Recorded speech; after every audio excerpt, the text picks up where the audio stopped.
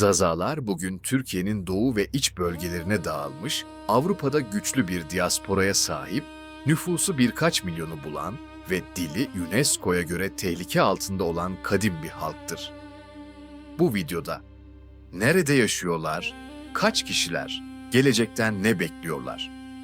Sorularını hem tarihsel arka planla hem de güncel verilerle birlikte ele alacağız.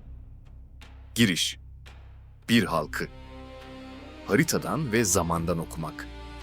Anadolu'nun doğusunda Fırat ile Dicle Havzası arasında dağlar ve derin vadilerle çevrili bir coğrafyada yüzyıllardır Zazaca, dimli, konuşan topluluklar yaşıyor. Zazaca, Hint-Avrupa ailesinin İrani koluna bağlı Kuzeybatı İrani bir dil olarak sınıflandırılıyor. Bugün Zazalar, resmi nüfus sayımlarında ayrı bir kategori olarak görünmeseler de Türkiye'de Türkler, Kürtlerden sonra üçüncü büyük etnik grup olarak tanımlanıyor ve bu konum hem akademik literatürde hem de saha çalışmalarında sıkça vurgulanıyor. Ancak bu halkın hikayesi yalnızca nüfus istatistikleriyle değil, dilin, inancın ve kimliğin geleceği etrafında dönen yoğun tartışmalarla şekilleniyor.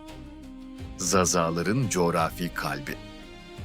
Türkiye'de yaşadıkları bölgeler araştırmalar, Zazaların kalbi sayılabilecek bölgenin Türkiye'nin merkezi doğu kesiminde özellikle Bingöl ve Tunceli illerinde yoğunlaştığını, ayrıca Elazığ, Diyarbakır, Erzincan, Sivas, Malatya ve Adıyaman gibi illerde de güçlü bir Zazaca konuşan nüfus bulunduğunu gösteriyor. Akademik çalışmalar, Zazaca'nın tarihsel olarak Doğu Anadolu'nun Fırat Havzası'nda yaklaşık 37,8 derece ile 42 derece boylam ve 37,8 derece ile 40 derece enlemleri arasında kesintisiz bir dil alanı oluşturduğunu, bu kuşağın zamanla idari sınırlar ve göçlerle parçalandığını aktarıyor. Bu nedenle bugün haritada Zaza bölgesi denildiğinde tek bir il değil, Tunceli'den Bingöl'e, Diyarbakır'dan Erzincan ve Sivas'a uzanan geniş ve çok parçalı bir dağlık alan karşımıza çıkıyor. İl, il, ilçe. Zazaların yaşadığı yerleşimler akademik derlemelere göre Zazaların çoğunlukta olduğu ya da tarihsel olarak yoğun yaşadığı iller arasında Tunceli ve Bingöl özel bir yere sahip. Zazalar bu iki ilde birçok ilçede nüfusun büyük kısmını oluşturuyor. Bunlara ek olarak Elazığ'ın özellikle Karakoçan ve Palu çevresinde, Diyarbakır'ın kuzey ve batı ilçelerinde, Erzincan'ın bazı ilçelerinde, ayrıca Sivas ve Malatya'nın belirli ilçelerinde hatırı sayılır Zaza nüfusu bulunuyor. Daha küçük oranlarda da olsa Adıyaman, Şanlıurfa, Erzurum, Muş, Bitlis, Siirt, Gümüşhane, Kayseri ve Konya gibi illerde dağınık köyler halinde Zazaca konuşan toplulukların yaşadığı saha araştırmaları ve etnografik çalışmalarla doğrulanmış durumda. Büyük şehirlere göç ve iç diaspora 1980'lerden sonra hızlanan iç göç dalgası ile milyonlarca insan gibi. Zazalar da İstanbul, Ankara, İzmir ve Adana, Mersin, Bursa gibi büyük şehirlere taşındı ve artık Zaza nüfus denildiğinde yalnızca doğu illerini değil, bu metropollerdeki işçi, memur ve öğrenci kuşaklarını da düşünmek gerekiyor. Şehirleşme bir yandan Zazaların eğitim ve istihdam imkanlarını artırırken, diğer yandan Türkçenin baskın olduğu kentsel ortamda Zazaca'nın kuşaklar arası aktarımını zayıflatan başlıca faktörlerden biri haline geldi. Böylece bugün İstanbul'un bazı ilçeleri, hemşeri derneklerinin ve aile ağlarının yoğun olduğu, ancak Zazaca'nın giderek daha az duyulduğu yeni görünmez Zaza coğrafyalarına dönüşmüş durumda. Avrupa ve ötesi. Zaza diasporası 1980 darbesi ve takip eden siyasi şiddet ortamı birçok Zaza aydının ve işçinin Avrupa'ya göç etmesine yol açtı.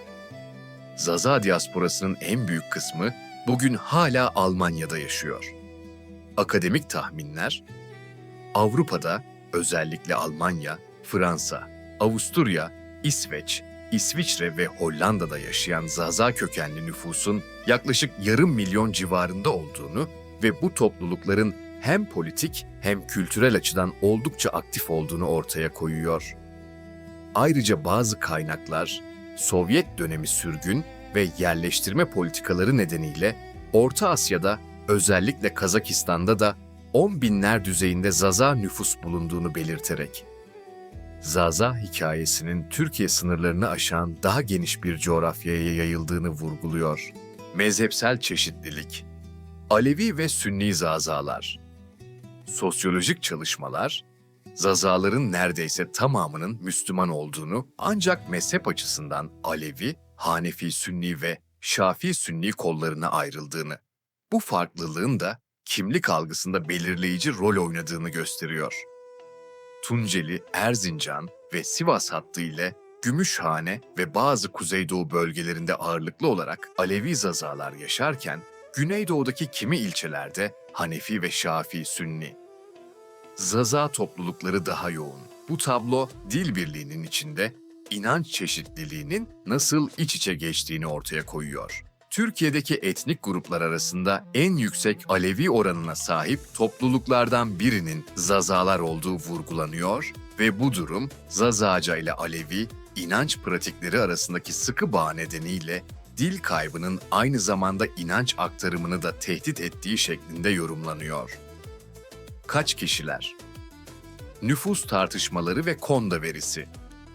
Türkiye'de nüfus sayımlarında etnik kimlik veya ana dil sorulmadığı için Zazaların toplam nüfusunu tam olarak bilmek mümkün değil. Bu yüzden tahminler farklı yazar ve kurumlarda 2 milyondan 5 ile 6 milyon bandına kadar geniş bir aralıkta değişiyor. Konda. Araştırmanın 2019 tarihli ulusal anketinde katılımcıların yaklaşık %1,5 ile 2'si etnik kimliğini Zaza olarak beyan ediyor ve bu oran o dönemki Türkiye nüfusuna uyarlandığında 1,5 milyon civarında bir kitleye işaret ediyor. Ancak aynı araştırmalar Zazaca konuşmasına rağmen siyasal veya toplumsal nedenlerle kendini Kürt ya da Türk olarak tanımlayan Zazaların da önemli bir grup oluşturduğunu ve bu yüzden gerçek Zaza, kökenli nüfusun anketlerde görünen rakamların belirgin şekilde üzerinde olabileceğini vurguluyor. Zazaca'nın bugünkü durumu. UNESCO'ya göre tehlike altında UNESCO'nun tehlike altındaki diller atlası, Zazaca'yı uluslararası literatürdeki adıyla Zazaki veya Kirtki'yi kırılgan yani savunmasız bir dil kategorisinde sınıflandırıyor. Bu, dilin halen yetişkinler tarafından konuşulduğu ama çocuklara düzenli olarak aktarılmadığı anlamına geliyor.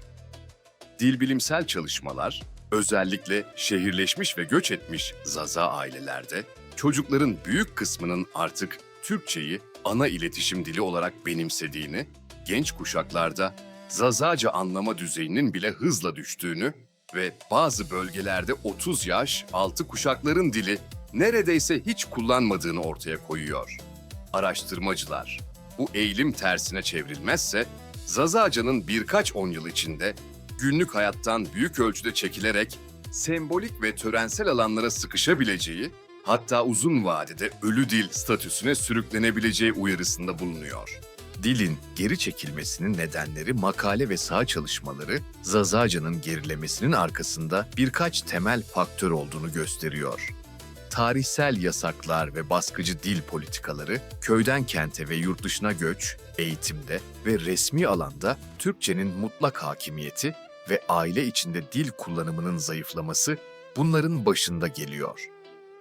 Zazaca, ne zorunlu eğitim dili ne de güçlü bir medya dili olarak kurumsal destek gördüğünden gençler dili çoğu zaman işe yaramayan ya da gelecek kazandırmayan bir unsur gibi algılıyor ve bu da gönüllü asimilasyonu hızlandıran psikolojik bir baskı yaratıyor. Diasporada ise Almanca, Fransızca veya İsveççe gibi dillerin baskınlığı ikinci kuşak Zazaların çoğunda önce Türkçe, ardından da yaşadıkları ülkenin dili lehine Zazaca'yı geriye itiyor. Bu durum dilbilimciler tarafından diasporada hızlanmış dil kaybı olarak tanımlanıyor.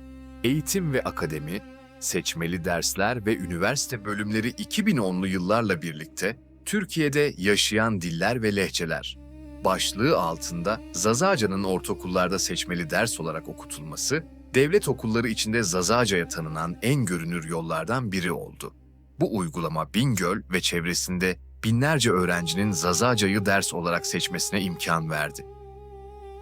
Aynı dönemde Mardin Artuklu, Munzur, Goca Tunceli ve Bingöl üniversitelerinde açılan Zaza Dili ve Edebiyatı ya da Yaşayan Diller Enstitü programları, Zazaca üzerine lisans, yüksek lisans ve doktora düzeyinde akademik çalışmaların kurumsal bir zeminde yürütülmesini sağladı. Buna rağmen akademik metinler, Zazaca bölümlerine olan öğrenci ilgisinin, mezunların kamuda atanma güçlüğü ve sınırlı kontenjanlar nedeniyle zamanla azaldığını, eğitim sisteminde güçlü bir kariyer yolu olarak görülmeyen dillerin uzun vadede cazibesini kaybetme riski taşıdığını belirtiyor. Yazılı kültür, medya ve sivil toplum Zazaca'da yazılı kültür 19. yüzyıl sonlarında ortaya çıkan ilk metinlerden sonra asıl olarak 20. yüzyılın sonu ve 21. yüzyılın başında canlandı. Bugün Vate gibi yayın evleri ve dergiler onlarca Zazaca kitap ve süreli yayın basarak modern Zazaca edebiyatının omurgasını oluşturuyor. Zaza etnik medyası ve dijital platformlar, internet siteleri, YouTube kanalları, sosyal medya sayfaları hem Zazaca'ya görünürlük kazandırıyor hem de kimlik tartışmalarında ana akım medyanın dışladığı ya da homojenleştirdiği anlatılara alternatif bir söylem sunuyor. İstanbul merkezli Zazader ve Avrupa'daki Zaza Dili kurumları gibi sivil toplum örgütleri ise ana dili kursları, kültürel etkinlikler ve kampanyalarla Zazaca'yı kamusal alanda yaşatmaya çalışan, çoğu zaman gönüllü emeğe dayanan küçük ama etkili odaklar olarak öne çıkıyor. Kimlik tartışmaları. Kürt mü, Türk mü, Zaza mı? Akademik literatür, Zaza kimliği etrafında 3 ana yaklaşım tanımlar. Zazaların Kürtler içinde bir alt grup olduğu, Türk kökenli oldukları veya başlı başına ayrı bir halk ve etnik kimlik oldukları görüşleri tarihsel ve siyasal bağlamlara göre farklı dönemlerde öne çıkmıştır. Birçok Zaza köyü, yüzyıllar boyunca Kürt topluluklarıyla iç içe yaşadığından, dış dünyada Zazalar çoğu zaman Kürt şemsiyesi altında anılmış. Ancak özellikle Avrupa diasporasında ve genç entelektüel çevrelerde Zazaca'nın ayrı bir dil olduğu vurgusuyla bağımsız Zaza kimliği fikri güç kazanmıştır. KONDA'nın 2019 verilerinde nüfusun yaklaşık %1,5 ile ikisinin kendini Zaza olarak tanımlaması ve bölgesel saha araştırmalarında Zazaca konuşanların önemli bir kısmının etnik kimlik olarak da Zaza cevabını vermesi, bu bağımsız kimlik bilincinin toplumsal zeminde karşılık bulduğunu gösteriyor. Gelecekten beklentiler. Dil. Eğitim ve hukuki güvence Zaza aydınları ve dil aktivistleri, Zazaca'nın geleceği için en kritik adımın anayasal ve yasal güvence olduğunu, ana dilde eğitimin önündeki engeller kalkmadan seçmeli dersler ve projelerin dil kaybını ancak yavaşlatabileceğini savunuyor. Bu çerçevede Zazaca'nın ilkokuldan itibaren eğitim dili olarak kullanılabilmesi, Zaza dili ve edebiyatı mezunlarının yeterli öğretmen kadrosuna atanması ve devlet destekli ana dili kreşleri gibi erken yaş programlarının kurulması temel talepler arasında öne çıkıyor. Aynı zamanda dilin yalnızca duygusal bir miras değil, kültürel, üretim, turizm, medya ve dijital içerik gibi alanlarda ekonomik değer üretebilen bir kaynak olarak görülmesi, genç kuşakların Zazaca ile bağ kurmasını teşvik edecek stratejik bir hedef olarak gösteriliyor. Toplumsal sorumluluk. Aile, medya ve toplum düzeyinde ne yapılabilir? Saha gözlemleri, Zazaca'nın hayatta kalmasında en kritik halkalardan birinin aile içi dil kullanımı olduğunu, ebeveynler çocuklarıyla sistemli biçimde Zazaca konuşmadıkça hiçbir yasal düzenlemenin tek başına dili kurtaramayacağını gösteriyor. Dijital çağda YouTube, podcastler ve sosyal medya gençlerin gündelik hayatında merkezi bir yer tuttuğu için Zazaca içerik üreten kanallar ve projeler hem dilin prestijini artıran hem de öğrenmek isteyenler için doğal birer dijital kurs işlevi gören yeni alanlar haline geliyor. Araştırmacılar, Zazaca'nın geleceğinin yalnızca akademisyenlere, yazarlara veya siyasetçilere bırakılamayacağını, her Zaza bireyin gündelik hayatında dili kullanarak, çocuklarına öğreterek ve kamusal alanda talep ederek bu hikayenin aktif bir öznesi olması gerektiğini vurguluyor. Kapanış. Kritik, eşik ve seyirciye yönelik. Soru. Bugün Zazalar, tarihlerinin belki de en kritik eşiğinde duruyor. Bir yanda üniversite bölümleri, seçmeli dersler, kitaplar ve dijital içeriklerle kurumsallaşan bir uyanış. Diğer yanda asimilasyon, göç ve ilgisizlikle daralan bir dil alanı yan yana ilerliyor. Nüfusları milyonlarla ifade edilen, coğrafyası Fırat-Dicle Dağ kuşağından Avrupa metropollerine uzanan bu halkın geleceği, büyük ölçüde Zazaca'nın çocukların, gençlerin ve şehirlerin dili olup olamayacağına bağlı görünüyor.